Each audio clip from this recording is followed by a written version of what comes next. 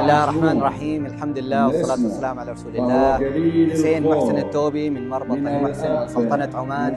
جينا مشاركين أخواننا الأعزاء في المملكة العربية السعودية، شاكرين لهم حسن الاستضافة، شاكرين لهم هذا الإبداع في رفع والارتقاء والسمو بالخيل العربية الأصيلة ودفع عجلة التنمية فيها وتطويرها وإيجاد الملاك الجدد وإيجاد البطولات الجديدة.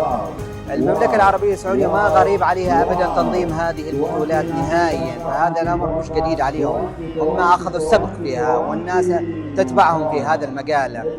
وجدنا مربين سعوديين، وجدنا خيل سعودية عربية أصيلة شاركت في أعلى المراتب ونافست أقوى الخيول ذات الدماء والكواليتي العالية. ما شفنا إن عمان جزء لا يتجزأ من هذا الحدث العالمي، وكان واجب علينا ان احنا ناتي ونشارك ونساند وندعم.